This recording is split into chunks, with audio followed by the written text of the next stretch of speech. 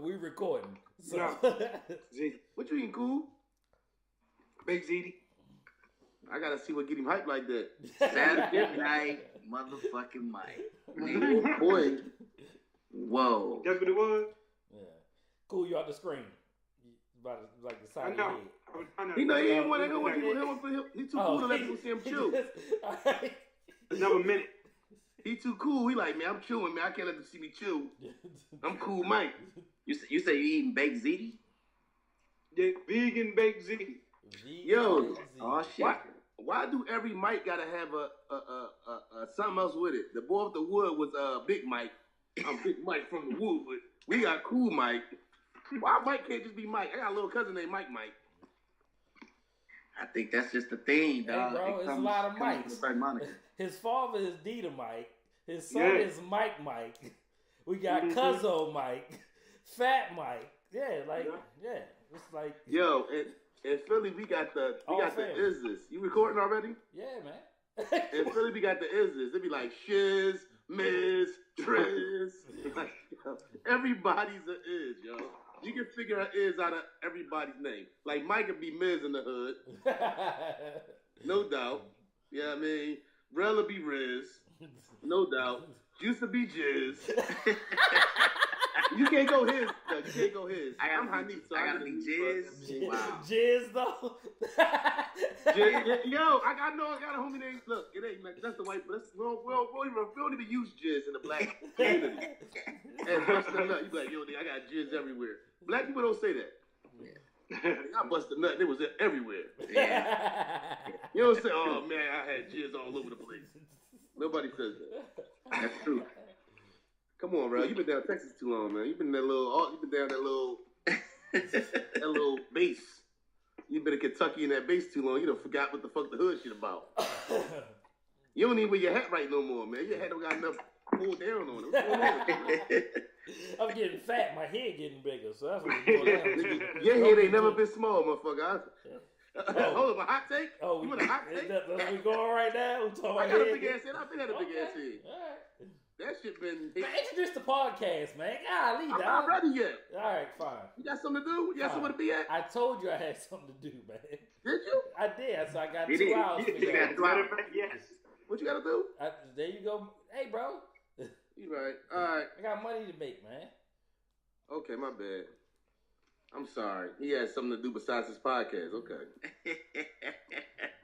Brothers talk... Can I introduce it or you want to talk? I know what you want to do. My bad. Do your thing, yo. God damn. I hate that little box on your beard. I hate that shit. This little shit right here. You be in the mirror all day with that motherfucker. Oh, I'm Sunday. Introduce the podcast, yo. Introduce the podcast. Sunday evening neat. Did that got a ring to it? Sunday evening neat. No, it don't have a ring to it. Yeah, fuck it. All right, this is Brothers Talking Shit, episode 41. Nobody important where's 41, so fuck it. I am the Flesh Man, also known as the Fat Boy, better known as the man who will call you Broadish, even though I ain't used it in a while. Oh yeah, and I'm your Huckleberry. And I'm Rel, a.k.a. Iceberg Shorty, a.k.a. Little Man in the right-hand corner. I swear, everybody listening, I'm still here. Like, my cousin hit me up like, yo, you just EP in the joint now? I said, yo, I'm right there. Look at the video, hear my voice, it's still me. King of controversial comments. I said what I said. Don't at me unless you're trying to cut the chat. That's it. My man Q, who do the t-shirts, he was like, yo, I'll be hearing somebody talk, but y'all lips don't be moving. I thought it was a glitch in the joke. I was like, no, man. It's your boy Cool Mike, a.k.a. Dr. Mike, the people's died. It's your favorite foot doctor. And Crypto Cool, they also call me. With your cool ass. Hey. Also Saturday Night Mike. Saturday night, a.k.a. Saturday Night Mike, baby. Yeah, you gotta add that. Oh man, you know what it is right here, man. It's your homie boy Jew, aka the Charm God, aka the Finesse God. I'm Juice. I am the Juice, and I'm the lightest dark or darkest light skinned nigga you know. That's what I'm running with. I gotta fix that. I gotta figure that out, but that's me. You gonna get it together, y'all. All right, y'all. I got a nice little group of topics here to start with, man. Where y'all want to start? I think let's start with this T.I. thing real quick. I know we a little late on it. The T.I. he bailed out some non-violent guys that was locked up. He paid their bail, let them get home for Easter. Juice, I'm really interested in your take for the simple fact that you talk about how, early on in Tip's career, he was on fuck shit and on goofy shit. How do you feel about this move by Tip? Let me clarify a little bit of that too. I'm a T.I. fan. I've been a T.I. fan since I'm serious. I actually love T.I. I think T.I. is one of the best rappers, one of the best of all time. Definitely from the South. So I've been a fan. I was critiquing him on how he may have approached the youth in their silly ways, considering that he's had silly ways in the past, but he has progressed. So this is one of those things that I admire him about. I love it. His heart is definitely in the right place. I think this is awesome. I think in the spirit of us, looking and giving praise to Nipsey and also saying that let's appreciate those that are like him that are alive. I think this is a great opportunity to do that with Tip. So for me personally, I love it. Tip does a lot in the community. Definitely. He does a lot in the community. So again, my issue with Tip is just his approach, how he does things, understanding that when you're reaching to the youth that are, in a position now of just reaching stardom, I just think it's a way he should approach that. But as far as what the man does in the community, I ain't got no issues with that. You know what I'm saying? I think it's great. Real cool. Oh, I mean, T.I. being T.I. at this point, man. Like, I think that if we go back and look at who a man used to be to who a man is today, then we're doing that man an injustice, man. So, like, I mean, I expect T.I. to do shit like this. It's like, for me, this ain't even newsworthy. Whatever. You know what I'm saying? So, I mean, like, I heard it and I was like, all right, well, Tip doing what Tip been doing for the last 3 or 4 years. What was it again exactly? He got some non-violent offenders out of jail. That's right. I wanted to, because I actually first saw that on Pastor Jamal Bryant's page. I guess the church he's the pastor from Buffalo took over with new birth down in that area, and I saw it kind of collaborating on that. I think that's the kind of action and activism that speaks, that's you walking it like you're talking at that point. You ask those nonviolent offenders how they feel about somebody like Tip. A week after he did something like that, I bet you they have a way different,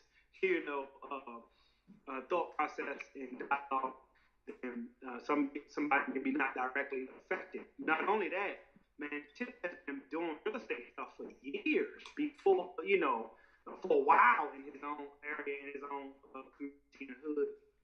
So it isn't speaking to the elevation of man, right? The progression of a man, the maturity of a person. That the fact is, we often, especially in hip hop, don't allow our folks to mature into who they supposed to be. I don't mean like even change, but it'll be a grinding. I'm still for the grinding gears moment, especially with the Jay-Z concert and the freestyle that he did. Man, people are criticizing him for freestyling about gentrification and things like that. Now, I don't want to go off topic, like I said, I'll hold on to it, but just the pure elevation of a man. That's what we're supposed to be, man. And far too often, our folks get taken out before they progress to who they're supposed to be. Literally taken out, like death. You know what I mean? So shout out to T.I. and Jamal Bryant and all them people that's you giving your money and it goes to something that's that you can see and visualize or that really affect the change for people. That's really what it's supposed to be. Yeah. Hey, cool. Punch out and then punch back in. You was a little choppy. Okay. Yeah, he definitely was. Yo, I really think you gotta respect it, man. You gotta respect T.I. doing that. He don't gotta do that. And like you said, I was just messing with Juice, really. So don't think that we question Juice, but I was just messing with Juice. But I think we all know that Tip seemed like a stand-up guy, and he walks it. way better than he. I mean, as much as he talks it, he walks it. So I mean, that's definitely dope. Something he didn't have to do. You know, letting them guys get home to their family and spend Easter with their family was, you know, a great gesture by him to definitely to go do that, man. And that's it too. Like people want to hold against you what you did before. Like you can't grow. You get what I'm saying? Oh well, he did this back in the day. Like people grow. We change. If I had the same mentality I had when I was, last year I was in a different place than I am this year. You get what I'm saying? So, you know, we all grow, we all mature, we all learn lessons. You know, that's the important thing. And when you're making the same mistakes over and over again, I think that's where really the issue is. If you're making the same mistakes you made at 22, at 35, I think there's something wrong with that more than, you know, the fact that people are growing and, you know, becoming just evolving as men. Before we go, again, Juice, let's shout out your folks with the vodka. Juice? Oh, you wanted to get a plug on the vodka right now? We can do it real quick while I'm talking about mine. Because I got a feeling when we about to go, I got some things. I didn't drunk all the goddamn vodka, but you know what? Shout out to Highway Vodka, man. It is a black-owned liquor company. I can't lie to you. I like vodka. I really can't tell the difference in vodkas. This vodka is very smooth. The distilling process involves hemp oil, and this is like, you know, it's gluten-free. So this is like, I guess, a new process of some sort, but it's really, really good, man. So shout out to Highway Vodka. I want to say, man, that should be like one of the drinks of choice for the Brothers Talk Shit podcast. Definitely Highway Vodka. Let us know let me know. I'm a drinker. You know, pass it on the Juice. I definitely want to, you know, purchase a bottle and, you know, give it a taste and sip because I do drink while I'm on the show. I do drink while I'm on the show, while I'm podcasting. So I would definitely enjoy a taste of that Highway Vodka, especially black owned. I love supporting my black folks doing their thing. It's good, man. It's some good stuff. All right, real quick, man. Let's talk about. I seen that airlines are using facial recognition for boarding. It was a lady who I can't remember the name of the. Did I send y'all the link? But the lady, she was some company that she was going with. She was going international. She went to go board on to go on, you know, board or whatever her plane, and they used facial recognition that she never agreed to. So they just had some facial recognition that she never went through a process with them to have her facial recognition established. So I mean, we've all known that was something that's probably coming down the lines. How do y'all feel about that? Having probably going away from credit cards and all that stuff, and basically our eyes or whatever our faces being the next move as far as, you know, doing things from banking and or whatever. Like that's always been the setup, yo. Like I mean, does it make a difference? Like whether they ask you to do it or not, or you decide that you're going to do it, like that's where it's going in the end. You know what I'm saying? Like whatever. They're forcing you to do it. They put it on your phone. First it was the thumbprint. Now it's the face. Like the whole Ancestry.com. Now you're going in there trying to figure out where you came from. Now they got a database with your DNA. It's going that way. Who cares? The government has always been able to do whatever they want to do. This ain't no different. No different at all. You ain't going to be able to stop it. Because all you had to do the first time was not read any of those long ass disclaimers that come on there. When your phone, when Facebook says they want to have access to your microphone, they want to have access to your camera and your contacts. They know. What they saying is whatever you're saying on your phone, they're listening. You already gave them consent. When we say allow access to your microphone, that means if you don't close out the program, it's listening in the background to sell to you. You thought they was going to just let you get away by a DVR and you wasn't going to watch commercials no more? Ha! They going to get their money. So I was about to say, that's exactly what I was going to say. They already listen. I think it's worse that they just listen to our phone calls and then those advertisements show up in your YouTube feeds and Google searches. Yeah. Like in minutes, right? I speak to my wife, and then half an hour later, you click on this name and the stuff we talked about. That's for real. For real. I ain't even. That's not hyperbole and overspeak. That's real talk. So it's one of those things, man, where there is certain things that we've given up. Just from the attachment of technology. To be honest, I don't. I inherently am distrustful about systems. In other people's hands, even if it's a government. So that's it. What's the movie with Tom Cruise? There's been a couple like futuristic movies where I know what you're talking about. You see an advertisement. Minority Report. As you just like live your life, you're seeing things that they want to sell to you. You're paying with things with your thumbprint. We've seen this with Will Smith. I'm thinking with iRobot. Like we're watching this unfold. Me personally, man. I'm a conspiracy theorist, I didn't read Behold the Pale Horse and all that shit. For me, a long time ago, I just made a decision that I'm gonna just live. Like I'm gonna live. Tyree want me to tell all of y'all hello. He's texting me. He's staying at the door. I just thought I'd let y'all know. All right, Tyree, what's up, nephew? Shout out, nephew. Somebody say what's up. I'm gonna just live my life because if you get caught off into what's really gonna happen. You'll get so stressed, man, you'll lose your mind. So it's happening. Like, it is happening. They will do facial recognition. There will come a time before you even think of doing some shit or some crime. They're going to be at your door, man. Like, I believe that all that shit's coming. Do I necessarily like it?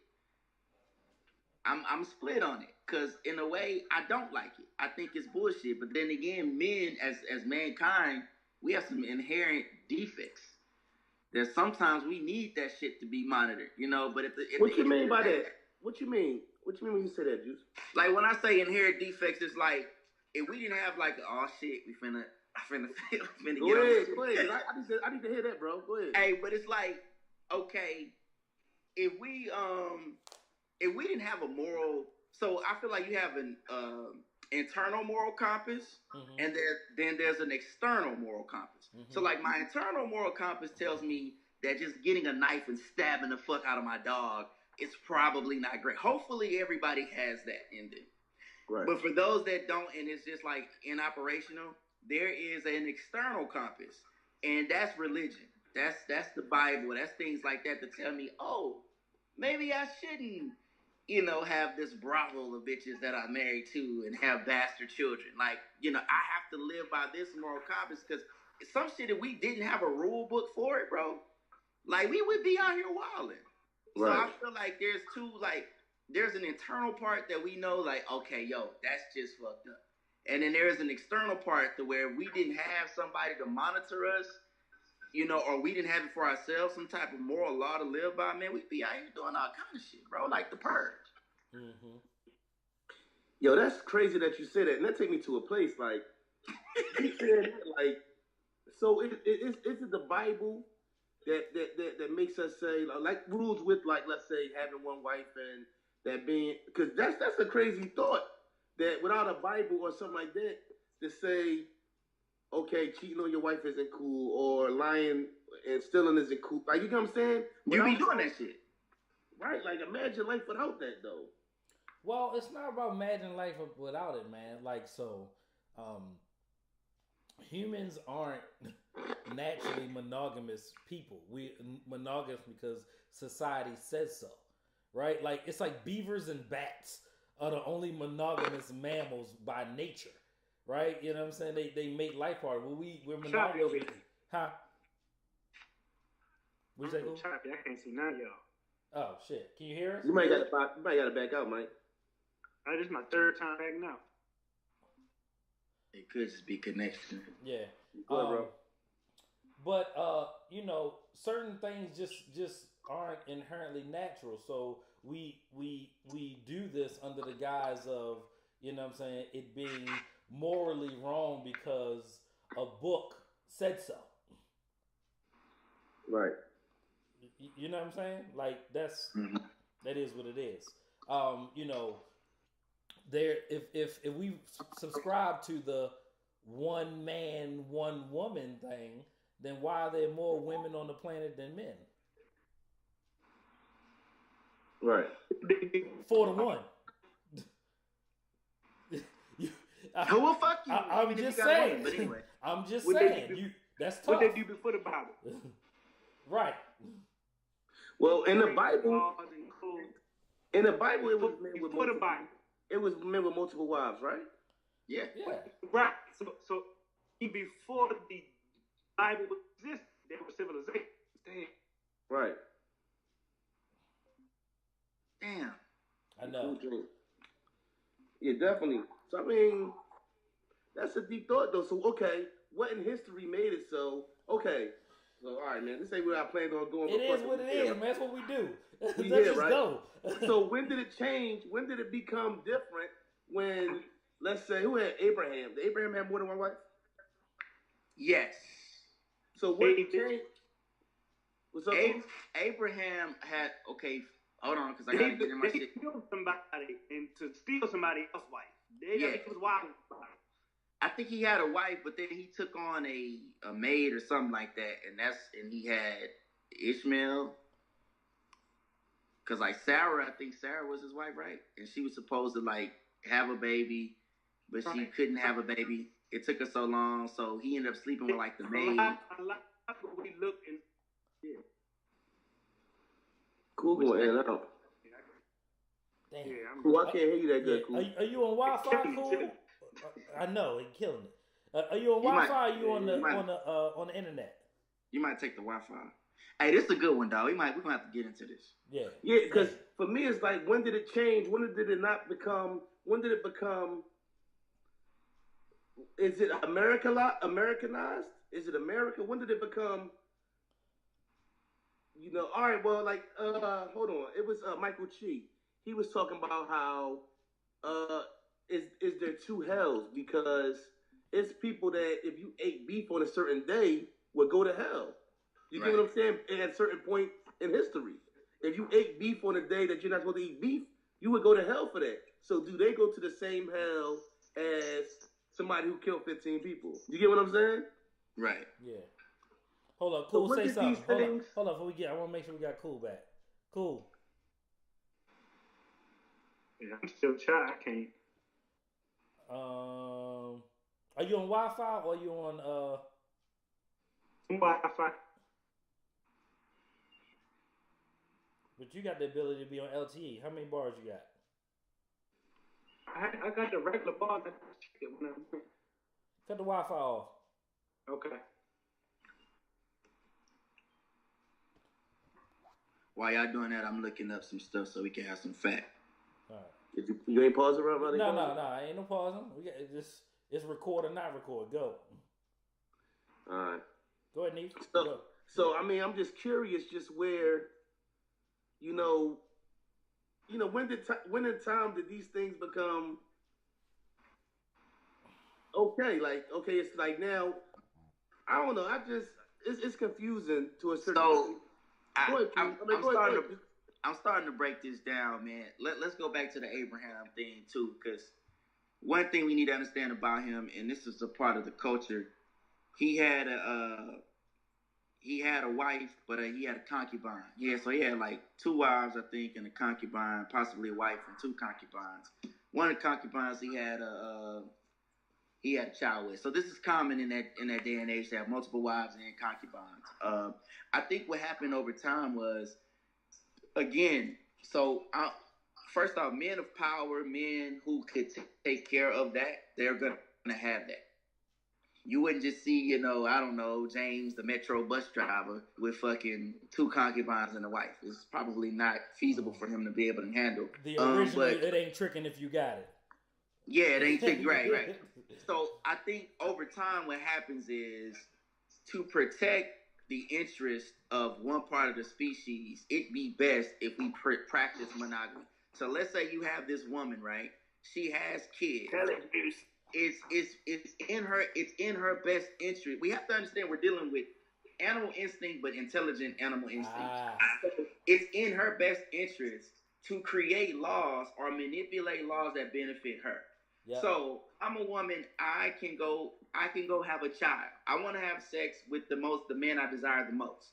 But the man I desire the most is valuable. He's gonna go fuck whoever he wants. What mechanism can I put in play to keep him with me and protect his family? Because honestly, he should be doing that.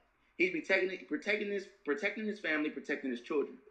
If we just continue without some sort of guideline, men will just be out here fucking having kids, leaving bastard children everywhere.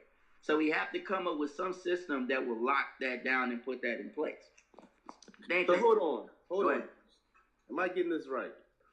The classic juice scenario is white women fault. Nah. It's not. That's what I got from that. Hey, white women. It ain't y'all fault this time.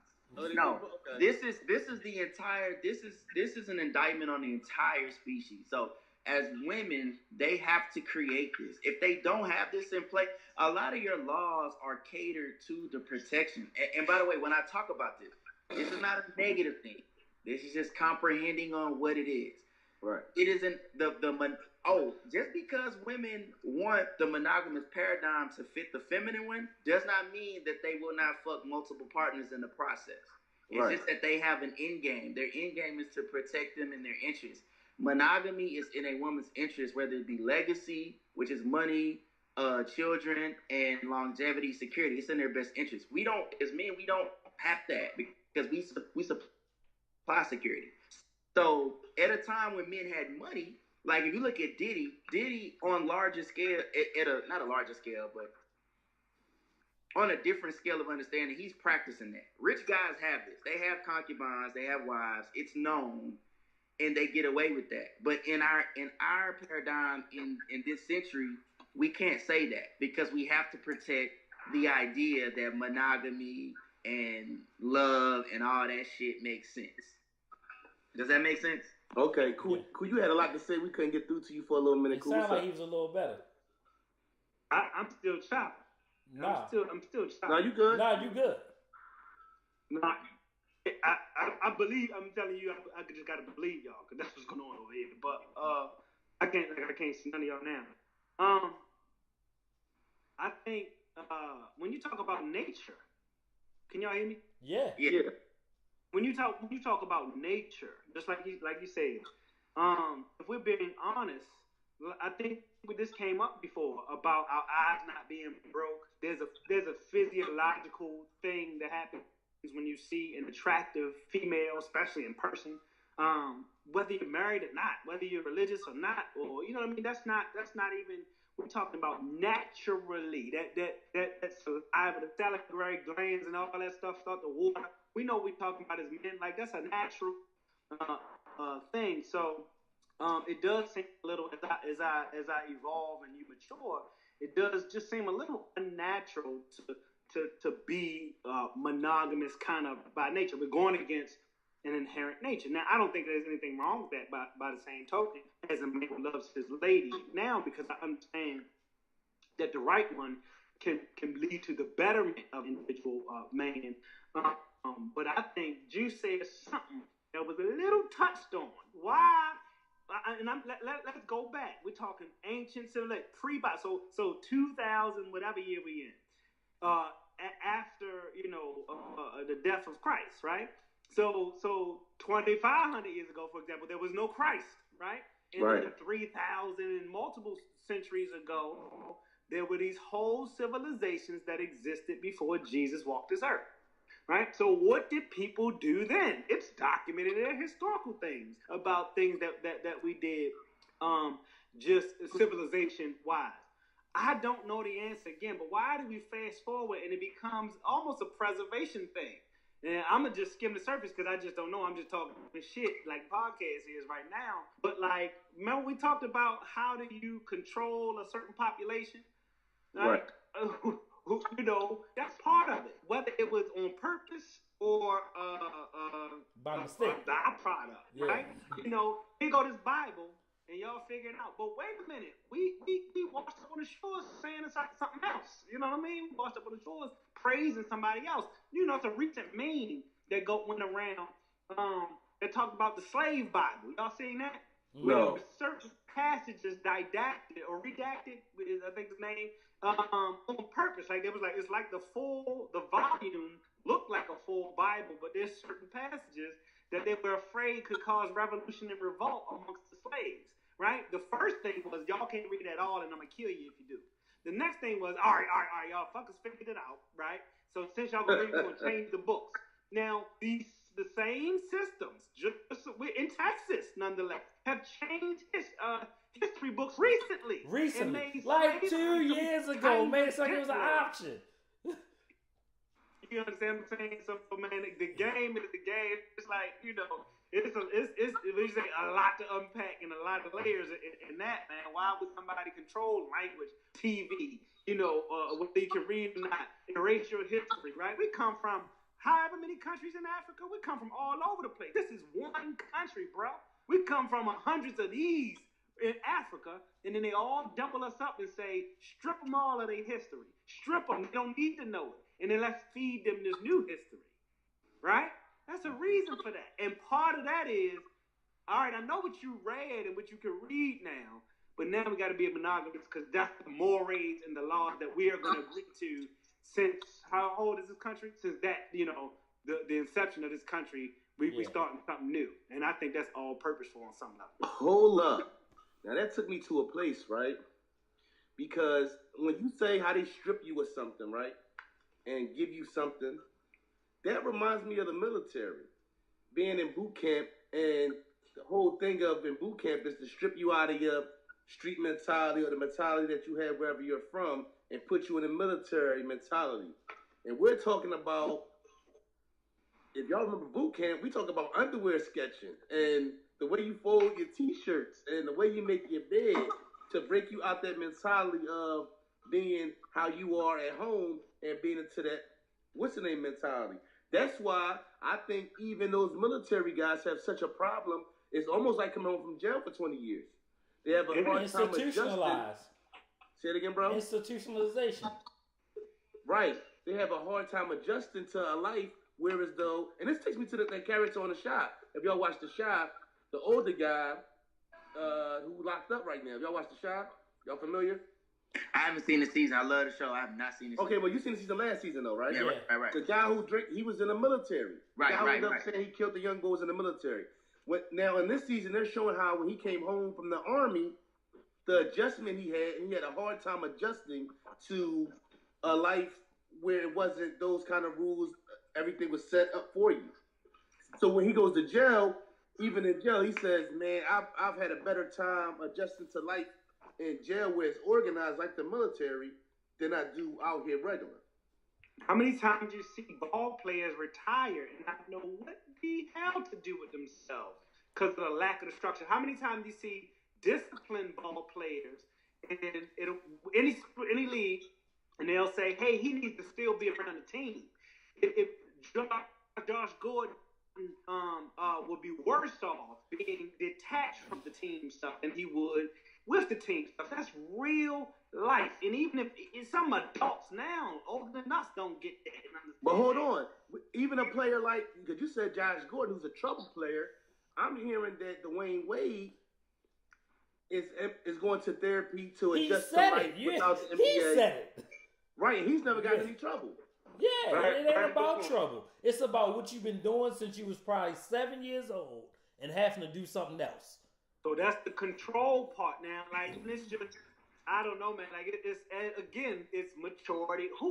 Ricky Smiley always said, he said, man, as I get older, when he 50 something or whatever, he said, because he was a quote unquote clean comedian all his career, most of his career, whatever. Right. He said, but as I get older, he said, I get closer to God, but I curse more. He said, basically, that resonates with me so much, bro, because it's not like I'm further away from spirituality, even if if my church attendance ain't the same like it used to be and that kind of stuff. I'm actually closer to have a oneness understanding than I was a week ago, a month ago, 10 years ago. But you for less shit in the world at the same time. You know what I'm saying? So when I say yin, people say yang. If you say black, you say white. You say hot, cold. Like, this is the dichotomy of man. So really, when we just talking laws and and again, I keep using the word mores, morals, the law component of what we agree on is right or wrong, right? We've agreed that it's wrong to slap a woman, right? You know what I'm saying? But I'm not saying it's right too. I'm saying, in general terms, we at some point agreed that it was okay for doctors to smoke cigarettes in the fucking treatment room, right? We at some point agreed that we would do certain things, that interracial marriage would be illegal. We agreed that slavery was legal and you guys were just property. Like that wait a minute. We didn't agree that who is making shit up. You know what I mean? But again, we are of a society where those things are agreed upon. And I think it's a bigger piece when you're talking about some of those things. So who does the benefit? You know what I'm saying? Like, we're talking about the changes that go on. Why? Juice, why you laughing, G? I want him to finish his question. He already got his answer. Right. Who benefits from this? Who benefits from these things? From telling you don't do one thing, but secretly do it. I got a feeling I was wrong the first time, but I think it's white women. I heard a wise man say this though. I'm gonna talk about monogamy, and then I'll go above that. I heard a wise man say that women don't want prostitution, but they're for polygamy. Men don't want polygamy, but they want prostitution. The reason why a woman wouldn't want prostitution is because you're gonna devalue pussy. Right now, you can go get a date. You can get a lot of shit for giving up some pussy. But if you legalize prostitution, you ain't gotta get, bitch. I ain't gotta give you nothing because I go get $40 and I'm done. Mm-hmm. Polygamy, men don't want it because those men that aren't valuable or viable mates, they're gonna lose. Guys like us that are alpha, you doing something in your purpose, you're going to be able to have what you want. Men who are more beta, they not gonna get that. So really, in terms of that, it's not just a woman thing. It's both sides. It's on both sides of people that are great with the monogamous paradigm because it's always gonna benefit those that can't. That's why we're living in this generation of everybody's a winner. Everybody's not a winner. Right. But to keep you, feeling good about yourself and the anti-community, that they're gonna benefit. As far as like the rich, the 1%, or those that really control the world, these laws help them maintain power. Like the .com boom in the 90s, it was like a lot of new millionaires. So they had to disrupt that. Like they don't want new money. New money with new idea is bad for them. These people have had power for 500, 600 years, bro. Yep. So you come in and you start this, it's not really secret societies. Yep. It's more elite families. These are They ain't even got to be secret. Huh? They ain't even got to be secret. You're right. It ain't even a secret. Yeah, it's like they like the Rothschild, they exist. And we talking about worldly. So you talking about that dichotomy set up in each of the powerhouses in the world. Mm-hmm. So you can kind of elite this, that's who is doing this kind of thing on that level. So I think, and I ain't mean to cut you off, Juice, but it benefits that system on some level. Why people talk about population control? You know what I'm saying? Like it's in general. Somebody recently, I don't know, China, like they do this. Like this, they want to tamp it down. Now why? All I see, I just told my wife recently, you drive, and especially, I bet you, especially in Texas and places like that, right? You drive and you see how vast the world is. Just driving. Trees and or land and or water, whatever it is. You like, man, it's literally enough for everybody out here. Enough what? Enough anything. In my eye, you know what I'm saying? But everybody talk about scarcity and resource and lack and mine versus yours. Like, it is a diabolical thing that works well. So, from here to Houston, you can put millions and millions of people on all this land that's not occupied. I mean, millions. I do the same it's thing. Only 300 million people in the United States. You know what I'm saying? It'd be a bunch of space, even in the little town I live in. Bro. It's like a bunch of space where something could be going on, something could be going up. Yeah. The most oil production in the world It's happening in Texas right now. Like, you know what I'm saying? The hell with the Gulf. Like, it's happening north of here in the Permian Basin where barbers are making $120,000 a year. Yeah. Yo, only on this podcast can we go from face recognition all the way. That's monogamy in church. That's why we, you know what I'm saying, where we are. Don't feel bad about doing that either, Nee, because black people, but black men especially, we probably need, no, I ain't gonna say fuck that. We need this conversation more than anybody. Like, this is, everything that you align are great conversations, and they feed off into this. So that's good that you even do that. But, like, we go off on a tangent. Man, this is beautiful. It's the beautiful part of it. I hate to go subject to subject that I got written down. Bro, I hope you got this written down, though, because I don't have this in the book. You should probably do that. Whatever this topic is. Because when you don't send me nothing, I was like, yo, we was just talking. Need to know. We was just talking. What are we calling this part? Like the last 20 minutes is what?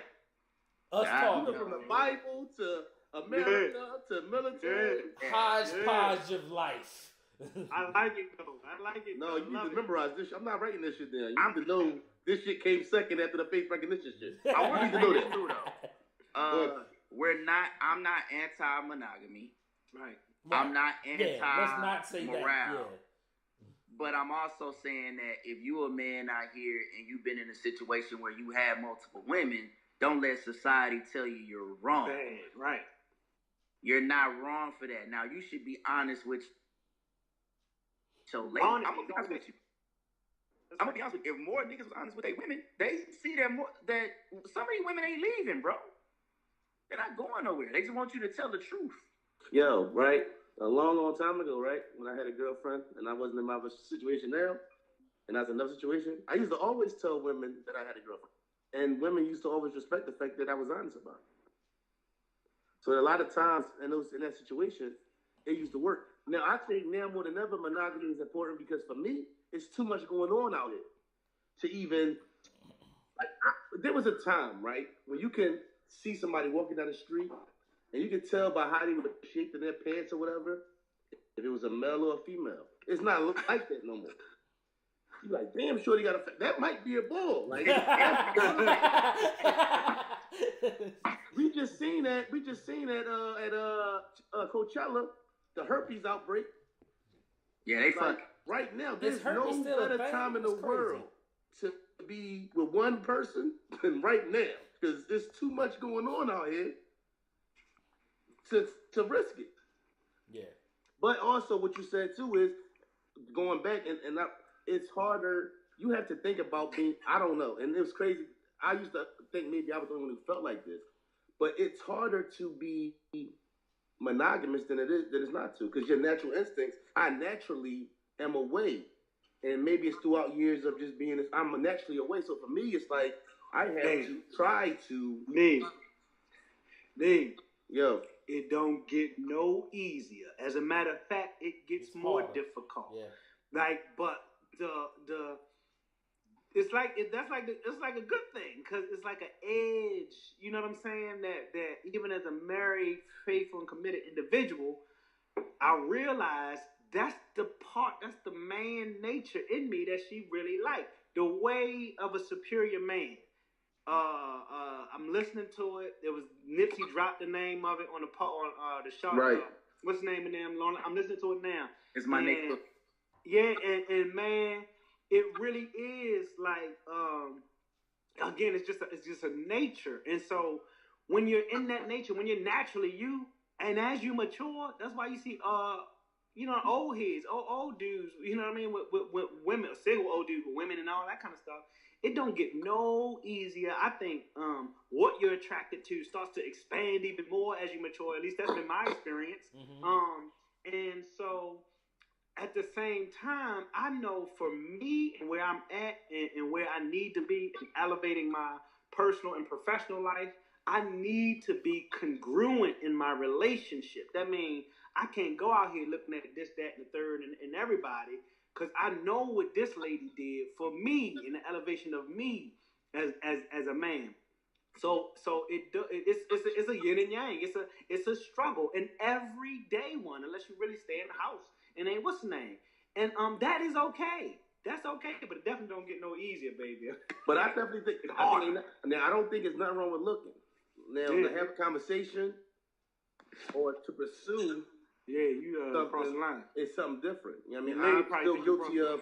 I've looked back a couple times when I'm by myself, and I be, you know what I mean, somewhere I'm like, we're the worst offenders when we're alone. Keep it a buck. Oh yeah, look, if they had one of them cameras, boo, they have it today. If they had a secret camera looking at me. Yo, listen, I'll be real shit, like real shit, right? If my mind be so crazy, like if somebody random just hit me up, or somebody, a chick or social media hit me up, like, hey cutie, I'll be like, who the fuck sent you? Like, she thinks she's slick. She gonna send this girl over here trying to line me up. I'm not falling for that shit, dog. That's facts, though, Niece. Every time, where the fuck did you come from? What you want? Out of nowhere, I'm cute now.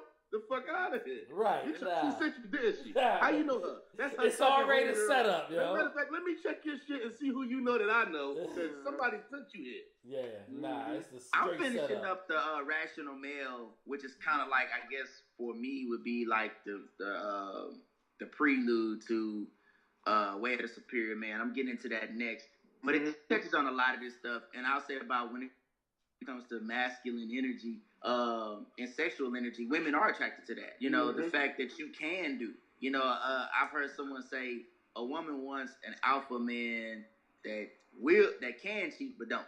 Right. So, you know, you just have to control your appetite and stay on your purpose. And you recognize when you have a woman who is elevating you, because you don't want to take her out the scenario, because at the end of the day, the elite do understand this. It's about families. It's about the bloodline coming together. Marry his seed. Marry his seed. That's it's important. So it has its purpose. That's how we don't want keep to Wu-Tang Carter money in the family. Huh? No, go ahead. I'm listening. Yeah. Like, but it has its purpose. Like, yeah, you want to fuck. As a man, that's your instinct. You're aligned. You want to go out there and get the zebras, but you have to tame it and understand where you're going. So, Neve, you're absolutely right. You know, you're in a situation where you got what you need. You got your family. You got, you know, the woman you want. It's going good. You don't want to disrupt that, because it has implications of doing something great. And when you disrupt that, you're not just like, when you build and you're building, it's so many different things that are affected by that mistake, and the risk, and the people that have to. If for me to do it, I gotta be selfish, because if I'm thinking about not just me, not just her, but the children and all that, it's a selfish act, because it affects so many different people. You get what I'm saying? There's so many when you can't even get turned on as much when you start thinking on that level, and that's the point. One part thing that you said was like, for the purpose. So when you pursuing it, like anytime you if you're doing that, it builds you off from a purpose. It ain't even got to be your lady. It's the purpose first. Your lady and how you like that comfort is part of you going after your purpose. Like, you know what I'm saying? So anything that gives time, energy, and effort off of that, and that is the hard part. You know what I mean? Like you say, taming that and veering back on the path so you can keep your eye on your purpose and, you know, have it all kind of flow. That's the hard part, but that's going to be the constant hard part. When it's not this purpose, it's going to be something else. When it ain't this, it's going to be a restaurant. When it ain't the restaurant, it's going to be so juice. You know what I'm saying? Like that's going to be the elevation that we talk about as we mature through this. Real quick, right? I got a list of like 18 things, right? So the first thing was T.I., and the second thing was airlines and the facial recognition. The third thing is a whole bunch of real shit. And then, like, we're going to go to the fourth thing. So when I send you the list, bro, the list going to say T.I., is going to say airplane recognition, and the third part is going to be a whole bunch of real shit. And we about an hour in. Yeah, we're like an hour in. Like, and I'm naming the podcast A Whole Bunch of Realness. A whole bunch of real shit, like, for the next, listen, like, from minute 8 to 62 minutes, a whole bunch of real shit just happened. Because I can't even, we went so many different places, and that's the beauty of it, and that's why bringing these 4 elements together, this is what it's about. It ain't about this list. Voltron, baby. Can fill in some little spots, but it's about a whole bunch of real shit that happened. So that's the name of episode 41. Write it down, bro. A whole bunch of real shit. All right. Anybody else have anything else as far as where we at right there with that? Yeah, man, you stopping our goddamn flow. We in our bag right you now. You had something man. else to say? I ain't say nothing. I was listening the whole time. Oh, come hey, on, well, man. you got something to add, dude. I love y'all. That's it. This might be a Go ahead, Neve. Go ahead, Go man. ahead, Doughboy. Go ahead, Go ahead. Go ahead, man. Doughboy. Go ahead, yo. Doughboy, you sure? Yeah, I'm straight. All you need is the Jerry curl. You might got a little Ice Cube in you. Fuck out of here. I start calling you Baldy for life. O'Shea Brown. All right, my bad. I'm just saying, dog. Like, I just love it, dog. The nigga, I had a list of shit right here. Like, we just had you know how many spots we just hit? We just hit a lot. Oh yeah, Juice, your Rockets are down 5 right now. Yeah, I know what bro looking at. I know. I was looking at it. I just seen it. It's cool. It's what game 1, baby. Right. I would love to see down 5 than down 20. True. Let's talk about this Kanye thing. This Calle Church thing. And Kanye been doing this. This is the new wave, and I know we ain't talking about it. I'm hustling. That's how I feel, right? First of all, you black people. First, now hold on. Give me a second. I'm sorry. It's so hard sometimes listening to Kanye music early and seeing how he is right now. I listened to the joint with your man Levine. Nothing's ever promised tomorrow. It's so much real shit in that fucking song. And then I see him with that red hat on. I be like, hold the fuck up. Cause how do we get from there to like? How does that happen? So let's talk about it, man. Let's talk about what we've been seeing now with this church service stuff and all that selling socks and all that. And what's up about Kanye right this minute? Is he trying to get back with this church? No, shit? man, he trying to sell us something. Kanye is always selling. And he's a genius. Always be selling. Yeah. Because the music ain't lit. Because when I listen to, like, he's an artist right now. That's why when y'all say, like, an album like Yeezus, or what's the album y'all try to say that's hot that don't fit in the first 4 albums? I have a hard time. My Beautiful Dark Twisted Fantasy? No, that's a good one. 808s and Heartbreaks? Huh? 808s and Heartbreaks? No, not that. That's after that. That's after Yeezus. You say Yeezus, right, bro? Yeah, you talking Yeezus, right? Right. And to you, it might be a classic album. For any other artist, it might be a classic album. But for Kanye, listen to fucking College Dropout. Listen to Late Registration. Listen to, what's the third one? Which might be my favorite. Graduation. There's no way Yeezus touches any one of those. There's no way Yeezus touches. It's a realness, and what made Kanye special, he wasn't the most lyrical, but you could feel a realness as a black man with him. And now his actions of today, like, it's like somebody took over him. It's like if they told me an alien, they zoomed him up and they brought him back down like that, I would believe that more than me believing that that man became this man through some time period. I think Kanye has been spiraling out of control since his mother passed away. Yeah. I think that the reason that Kanye West is also still on Earth is because of his wife. And his beautiful children, because they are beautiful children. And say what you want to say about his wife, I think she keeps him partially grounded. She might not be a crazy, you know. Right. I mean, y'all know how I feel about the Kardashians. Like they been doing the right thing. You know what I'm saying? As far as getting money. But I just like. I was a huge Kanye West fan early on, and today I'm still a Kanye West fan. And don't get it wrong, if he drops an album, I'm listening. But I think that he is disconnected from reality, or he is the world's greatest hustler, right? Or it might be a combination of both. Is what it boils down to. What song is that when he talked about Sunday service? The joint that he had with Ghostface. That was on my beautiful, on Cruel Summer. He like something Sunday service, and Moses dropped Jesus chain in Jesus' name. Right. Yeah, ask any dope boy, you know, they admire What's you. that with me and Hova? Yeah. Yeah, you know what I'm saying? Like, I just think, you know, like he's just putting certain things into play. And this isn't like, I wouldn't call it church. It's a concert. Like, one thing before you go, I want you to go though, but you made me a Kanye West fan. Because, like, a lot of us, me being a cat that, you know, was rhyming and stuff, we was like, and you was like, yo, Kanye. Like, you really was. I was right there. I really want to, to the people who don't know, let your words really sink in because of how big of a fan you were from the beginning. Like, you were one of them people who, once he blew, was on it. You was on it before that. Way before that, you was pushing that shit. I'm like, Dip the match. This is my producer. When Dame was that We Are the Champions beat Kanye, bodied that. Bro. Yeah, you know what I mean. Then he did the LL Cool J freestyle. Was it because of the Rock?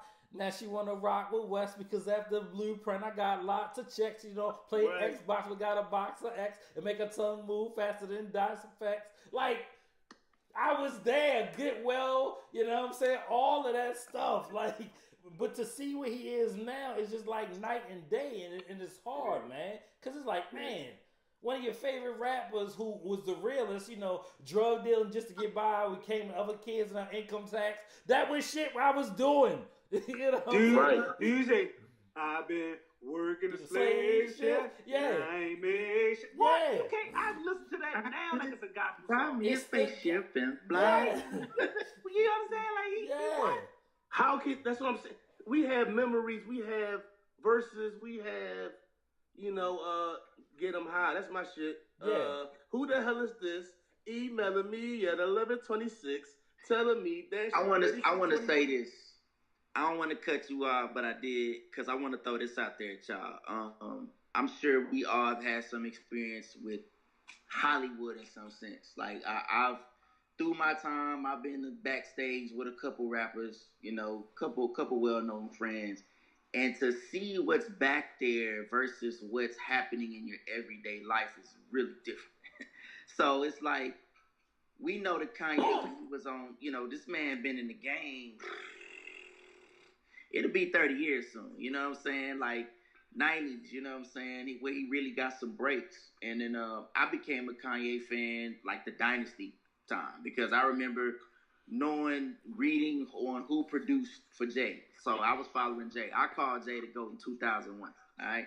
So it's like, I remember following that. I was already a Kanye fan because of his production and then eventually for his rapping. So yeah, like I remember going to Best Buy. We all went there. Remember that? You know what I'm saying? To buy the record. You know what I'm saying? We was all there and jamming it. But I think, man, when you in Hollywood so long, you ain't on the south side of Chicago, west side, wherever, you just seeing, I mean, people being offered just cocaine like a cigarette, you know, like just different shit. Yo, it take a toll on you after a while. You become a part of the show.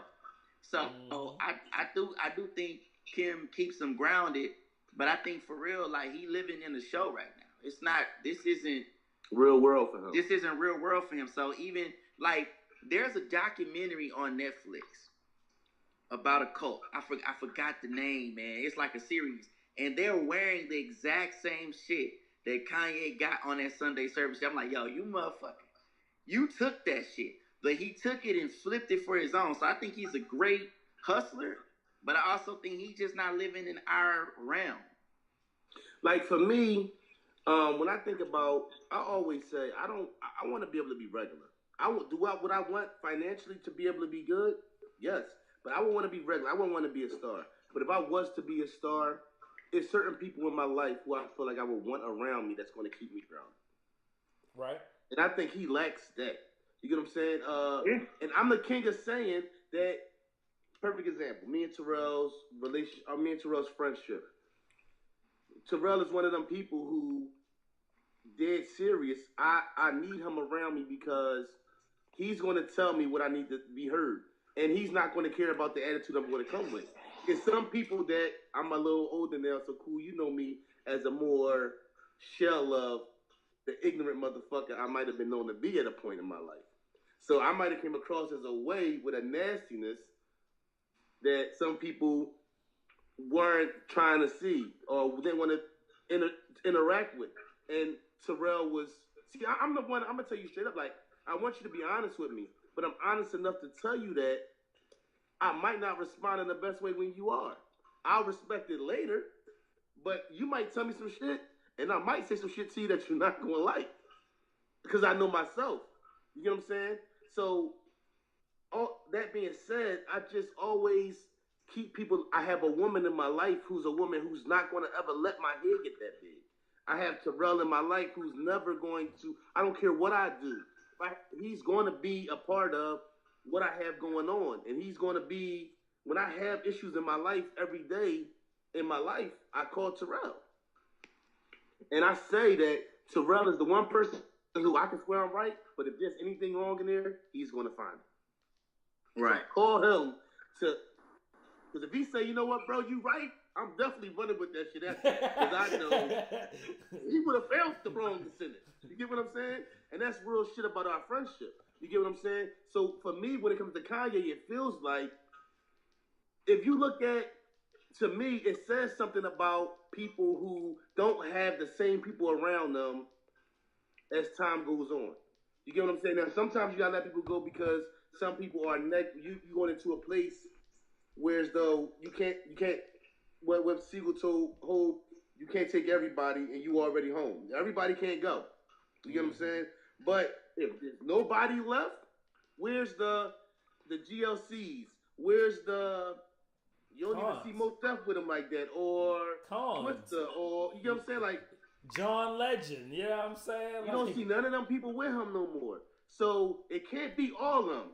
All of them can't be the problem. But maybe, and this is something else I have to consider, maybe it was just whoever was writing your shit was writing you some real shit. And you always been this way. That might be something we got to consider. Whoever was writing your shit, somebody wrote you some real shit, a motherfucker wrote you a bunch of real shit, and we took it as that being you. No, George Bush doesn't care about black people. Right, okay, see? Anybody write that? That's him. That was keeping in line with who But he hold was. on. George, take one. George Bush or Trump? George Bush. Right. So if how the fuck do you go against George Bush but rock with Trump? Hold up. I'll take Trump. Talk about it, Juice. Talk about it, Juice. I'll take Trump any day. I'll take Trump. Fuck it. Y'all want this heat real quick? Yeah, Juice. I'm going to take Trump over Bush and Barack Obama. Better check the motherfuckers' track records. Oh, shit. Here we go. Talk it. Man, let me tell you something. Barack and the liberal regime did not change anything different from George Bush. George Bush had one purpose. He came in and he did that. But when you get down to Hillary Clinton, what the Clintons did, Barack did, as far as imprisoning black people, all this shit you talking about when we talk about facial recognition and all that, like New World Order shit, they own that. They're part of that. This liberal dropping bombs on civilians overseas. That's all them. Yo, stop. Trump in here, he causing a ruckus. But he came to make money. He came to get paid. At least he's honest with it, right, Juice? Drones and bombing gonna be in y'all YouTube feed. Yes, at least he's honest with it. Juice, you're probably right. I mean, the heart, the surface. I can smile and stab you in your back. Politician is when I say George Bush, right? Mm-hmm. But you're probably right. I mean, Trump is the good thing about that is that he's been like Trump is like 50. He sent. That's what I'm saying. Who don't like somebody that tell you who they are, and that's who they've been. You respect them more. If you don't like them, you gotta respect that. Exactly. So, yeah. And Styles P pointed out when Barack was in office, they passed a law whereas though certain companies don't have to tell you everything that's in the food. Yeah. Yeah. And that's crucial. Barack also kept the schedule of marijuana the same as heroin and LSD and all those other drugs. Schedule 1. Schedule 1. Barack also, I love him for just what he represents, but he also let guns cross the Mexican border and kill people. Yeah. Yeah. And lost them. What's it called? Fast and Furious? Under Eric Holder? Mm-hmm. Yeah, all that. He also called the Baltimore protesters thugs. And a year or two later, it turns out that the police was terrorizing them. You know, it was a group of police terrorizing certain neighborhoods. I'm finished. Damn real. I love this podcast, boy. Listen, bro. Look, that's why I say, people, in black people, we get caught up the most because you have to understand that black people, we are the thermostat. We the thermostat. We set the temp for what's cool. Since the inception of time, I'm sorry. Since the inception of time. So it's like we have influence. That's why I'm gonna go there. That's why your Nipseys, that's why your MLKs, that's why those people, in some sense, they will get eliminated. Because what happens is when you start to have it to where the rapper, right? The guy that it was one time where the nigga like me, I don't got the chains. I'm talking that smart shit. I'm talking that progressive shit. The nigga with the chain on, he give him some Popeye, some pussy, and the Lexus. He comfortable. He don't want to talk. Future. He don't want to talk that shit no more. Future. Yeah. But you get Nipsey, he looking like them cats. He in the club popping bottles, but he talking this. We finna read. Right, Coke 2 commercial units. Wait a minute. Yeah, we finna read. We finna have smart stores. Oh, hold on. Right. You changing the paradigm. You shifting it too much. So it's like Barack comes in. Barack is we can use that right now. We need him to set the stage because we're gonna just really do all the shit we've been wanting to do under the guise of him. I remember being in the Gulf at the time on deployment, and we were having some issues, and it was real hot. As soon as they begin to talk about Barack, countries begin, the dialogue changed. I mean, y'all know that from being in the military. You were still in the military at the time. Real. The dialogue changed. And then eventually a lot of that hotness that we had with places, that shit dissipated, man. And guess what? It dissipated just so we can continue doing the same shit we was doing. Dropping bombs, taking motherfucking shit, bullying people, man. So Trump has his role. I think Trump has it's a greater scheme to that too. But, you know, people just emotional. Everybody getting emotional about it. It's like, I don't like Trump. Yeah, but Trump ain't really did shit. Besides, I mean, you want some tax breaks and shit like that and change some tax issues, financially, some shit that they want to do anyway. But he ain't really, think about it like this. The everyday average person, black person, has their paradigm really shifted that much from when Barack was in office? But see, that goes back to what I've been saying forever was no matter who's in office, I still got to do what I got to do to make, like, to me, who's in office don't make my life better. Like, oh shit, they in there now, I'm good now, I can chill because they gonna make sure we good. Like, regardless of who's there, I still got to do what I do to make whatever happens for me and mine happen. Right. Regardless of Right. Who wins in November? Yeah, I don't care. Like, whatever. Makes me no difference.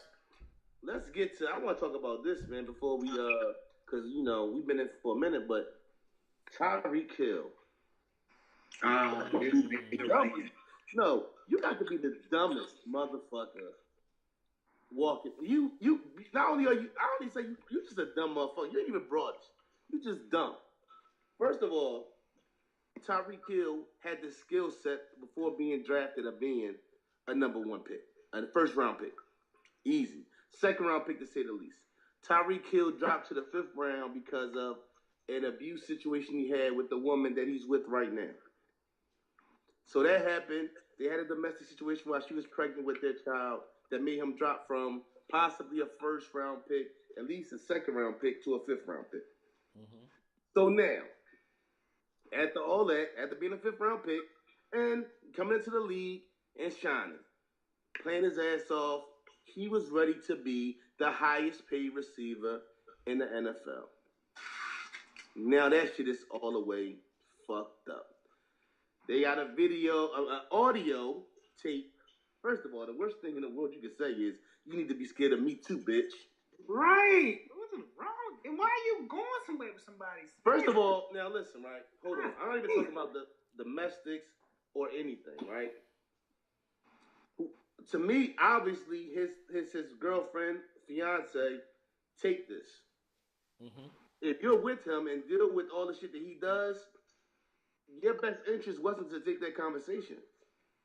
Because you're going to be with him and you've been with him through all these things, so you accept the ass whippings. And let's just be real out here into the world. It's some women who accept this shit. And it's some women that turn them on sometimes. They feel like they got it's out there. It's some women that like the physical aspect of things and it's cool with it. That means he loves me. It's some people that have that thought process. So for you to record that, listen, if R. Kelly teaches nothing else, recording some shit, audio or video, ain't the best thing in the world. So now you're with him and y'all got a baby whose arm was broken and has been taken out of your home and you're pregnant with a child. And you really, this video that you obviously recorded has taken him from possibly being the best. I'm not saying it's right, but what I'm saying is if you've been with him and you've been riding through his bullshit, you recording this conversation has fucked up the money the first time. Money was fucked up the first time y'all went through some domestic and you called the cops. I'm not saying it's right. I'm not saying that, you know what I'm saying? Y'all get what I'm saying, right? Mm-hmm. Yeah. The money's been fucked up the first time. The money definitely fucked up the second time. You still with his ass. But she ain't the brightest tool, sharpest tool. And I mean, they both sound like they was idiots just had a baby together. Yeah. That whole conversation sounded stupid as shit. 11 minutes? Like, and she was the one recording. And then she sent it to somebody else. That's a classic case of fucking talking too much. Now you done fucked up all the money. And you still want to be there. And she gonna want the money. He about to be on the whatchamacallit list. Listen, and he's not definitely. He might be the 1 year. Now we all know, realistically, that talent sometimes outweighs the bullshit, the headache. Right. Yep. But my nigga, Juice, you know the white ladies is gonna lose their mind when they hear this fucking video. They gonna be all over this shit. He broke his 3-year-old arm, right? Or something like that? Yes. The 3-year-old arm got... First of all, this is the crazy part. The night before the tape came out, the people, they said we can't find somebody guilty. We have not enough evidence to find anybody guilty. They was goofy for saying that. Arrest both of them, right? Mm-hmm. No, what happened was they dropped the case. I'm saying you should arrest both of them. I mean, they probably should arrest both of them. But they felt like they didn't have enough evidence. Then the tape came out. Then they reopened the case. So he's at least going to be suspended for a year, at least. We don't know if he's going to get released. He's not going to become the highest paid receiver in the league. He's young enough to still, honestly, let's be honest about sports. Everybody goes to the Ray Rice thing. Ray Rice was 29, 30 years old, in a position that at 29, 30 years old, you're not a priority. He fall off the cliff, yeah. Right, so Ray Rice did not get back in the league because of his activities or his actions. Ray Rice honestly get back to the league because he had an off year at the age of 29 before that. Do anybody disagree with that? No shit. No, I don't disagree. Nah. No. So Tyreek Evans. Sorry, Tyreek Evans. I'm sorry out there, brother. But Tyreek Hill, did he fuck up a lot of chicken? He definitely did. At the age of, I want to say 24, maybe 25, will he get another shot? I think that's very possible also. How do y'all feel about just this whole situation? I feel like he'll be cheap enough for the Texans to get him, and I think they need to try. I know it's fucked up. Hey, it's fucked up. What you got to do is right. So that's a fact, Juice.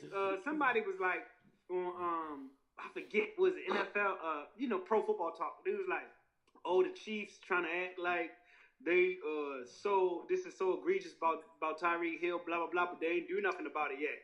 Somebody was in comments like, that's disingenuous to write this. They cut somebody else and the Browns signed the ball in the matter, whatever. They can't get enough. Either you do something in the NFL, say he can't play no more, or they gotta wait it out and figure out the best way to do it from a team standpoint. Fuck all that. This ain't no moral high ground. This is always wrong. You want somebody to take some higher moral ground than the rest of the 31 teams that would sign that ball right away. And look, the crazy part is, honestly, if the Chiefs had him going into New England or with New England coming to Kansas City, it might have been a different game.